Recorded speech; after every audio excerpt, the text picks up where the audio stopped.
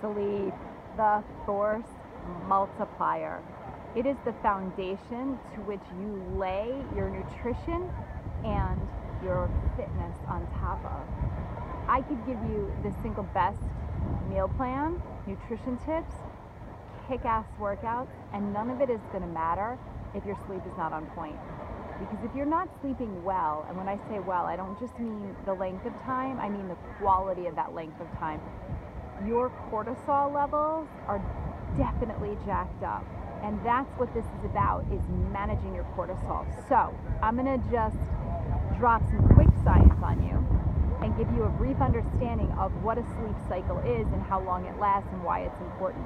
A sleep cycle incorporates both REM and non-REM sleep. When you're in a sleep cycle, that is your most restorative state, and you are literally regenerating tissue.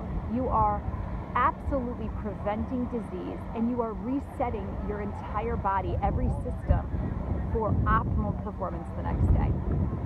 Humans really need 4 to 6 sleep cycles per night.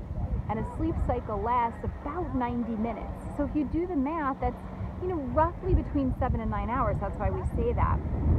But you could function on 4 sleep cycles as long as you're getting a full cycle. What happens to a lot of us is because we set an alarm to go off because we have to get up and we have to get moving, we actually interrupt a sleep cycle. And that leaves us feeling groggy and just a mess the rest of the day. So we really want to pay attention to how we wake up. All right, let's get into some tips. How you wake up in the morning. You have to get that vitamin D ASAP. So the second you wake up, you want to get some sunlight on your face. Now, here's where I know that I hear a lot of excuses. Oh, but I have to get rushed, I get downstairs and I got to do my thing and I got to get ready for work, and I get it, I totally get that. But I want you to really just reflect. It's the summer, so really ask yourself this question. You're standing up and saying that your health is important to you. Then if it is, and it truly is a priority, doesn't that mean that you get to work your schedule around your health? Because here's a great tip. It's not just a matter of getting vitamin D through the windows for 2 minutes in the morning when you wake up. It's these precious hours between about 6 and 8:30, depending on the time of year, where the sun emits rays that literally allow us to soak up vitamin D.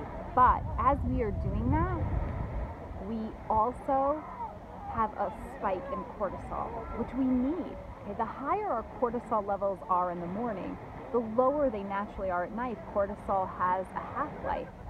So if we get our cortisol up in the morning, because it's supposed to be up, we're supposed to be doing work, we have a better chance of falling asleep at night better. And again, it's all about cortisol management. So between 6 and 8, get outside, get a walk in some fresh air, do your workout in the morning. So that's tip number 2. Working out in the morning, there's been so much controversy around it, but lately we've seen studies that show because our cortisol levels are higher in the morning and we work out, we're going to have better performance during our workout and much quicker recovery. And again, if we're utilizing our cortisol the way it was intended to, then we have a much greater chance of managing it throughout the day. Okay, so morning, vitamin D, workout. Now, tip for nighttime. This is also a big one. Not only do you need to power down all electronics at least 90 minutes before bed, if not maybe an hour, but you got to get those devices out of your bedroom.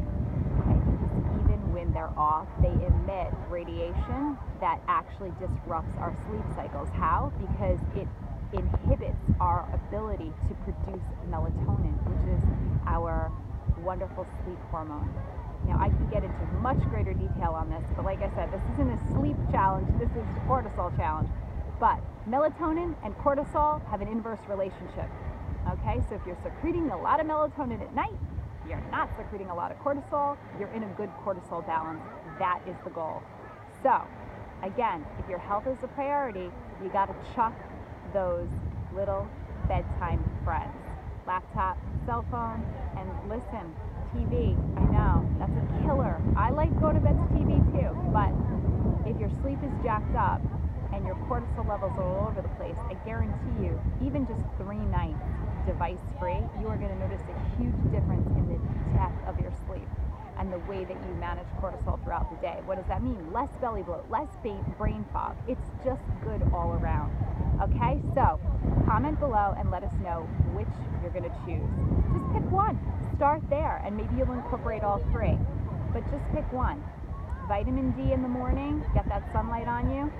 Get your morning workout done in those hours. You got to have the sunlight on you. I know the gym at 4:30 in the morning isn't giving you the sunlight, but 6 to 8, getting outside for a walk, doing your workout outside, pressing play, especially in the summer months, it's amazing. And then remove the devices from your room. All right, comment below. Day 1, we're kicking it off. Much love.